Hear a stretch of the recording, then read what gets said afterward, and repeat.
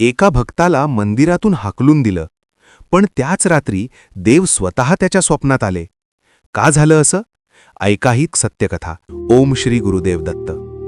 मित्रांनो, आज आपण नृसिंहवाडीची एक अशी कथा पाहणार आहोत जी तुम्हाला शिकवेल देवाला शब्द नाही, भावप्रिय असतो. खूप वर्षांपूर्वीची गोष्ट आहे. एक वयोवृद्ध भक्त नृसिंहवाडीच्या मंदिरात आला. तो शांतपणे बसला आणि नामस्मरण करू लागला. दिगंबरा दिगंबरा श्रीपद वल्लभ दिगंबरा.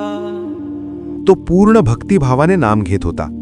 पण अचानक एक पुजारी रागाने त्याच्याकडे आला.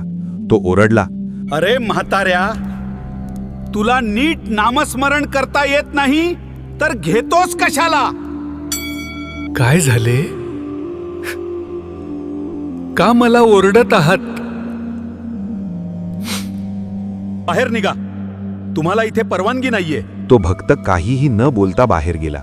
पण तरीही तो बाहेर बसून पुन्हा नामस्मरण करू लागला. दिगंबरा दिगंबरा. त्या रात्री पुजाऱ्याच्या स्वप्नात साक्षात दत्त महाराज आले.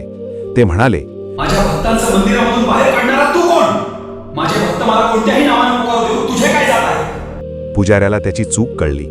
दुसऱ्या दिवशी त्याने त्या भक्ताची माफी मागितली आणि त्या दिवसापासून नृसिंहवाडीमध्ये कोणाच्याही मनाला दुखावले जात नाही. जर तुम्हालाही ही कथा आवडली असेल तर कमेंटमध्ये लिहा श्री गुरुदेव दत्त आणि चॅनलला सबस्क्राईब करायला विसरू नका.